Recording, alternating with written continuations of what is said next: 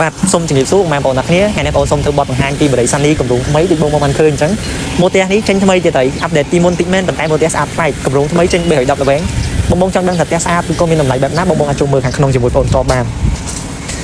សម្រាប់ម៉ូទ័សតម្លៃ30000ជាងរបស់បរិយាសានីគម្រោងថ្មីបងចូលមកឃើញមានភាពស្រស់ស្អាតទូលាយខ្លាំងមែនទែនសម្រាប់ផ្ទះនេះទាំងការដេក័រទាំងគំរូនៃផ្ទះដូចបងបានឃើញអញ្ចឹងគឺមានភាពស្រស់ស្អាតនិងទាក់ទាញបងសូមឲ្យវាដៃមួយសម្រាប់ផ្ទះមួយនេះពុកម៉ែបងប្អូនទាំងអស់គ្នាទិញទៅនឹងទទួលបានទូតាំងក្រុមកម្មចរាមួយជាប្រភេទផ្ទះប្លង់សេមួយស្លឹកតម្លៃ30000ហើយនឹងទទួលបានទូតាំងទូទស្សន៍មួយជាប្រភេទផ្ទះប្លង់សេ2ស្លឹកដែលជាប់នឹងផ្លូវរដ្ឋតម្លៃមានចាប់ពី50000ឡើងពុកម៉ែបងប្អូនទាំងអស់គ្នាហើយអញ្ជើញមកមើលខាងក្រោយជាមួយបងប្អូនទាំងអស់គ្នា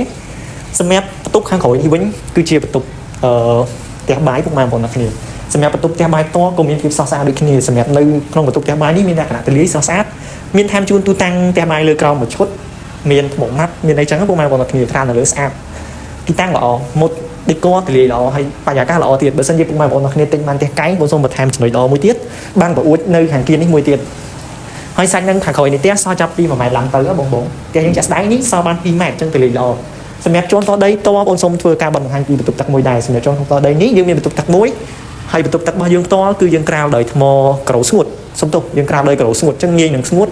ហើយបើសិនជាម៉ូតវិញគឺស្អាតសាមញ្ញពណ៌របបផេះល្អមកហើយសម្រាប់ផ្ទះនេះផ្ទាល់មានຂະຫນាត4ម៉ែត្រទឹកបតើបាន10ម៉ែត្រសម្រាប់ជន់ទី1សម្រាប់ជន់ឡងសេខាងលើបាន4ម៉ែត្រទឹកបតើដល់ទៅ12ពុកម៉ែបងប្អូនគ្នាបើសិនជាពុកម៉ែបងប្អូនគ្នាមានចំណាប់អារម្មណ៍ចង់សាកសួរព័ត៌មានលម្អិតអាចទាក់ទងតាមលេខទូរស័ព្ទទាំងពីរខ្សែដែលបងដាក់នៅលើអេក្រង់នេះបានជាចុងក្រោយបងសូមអរគុណនិងសូម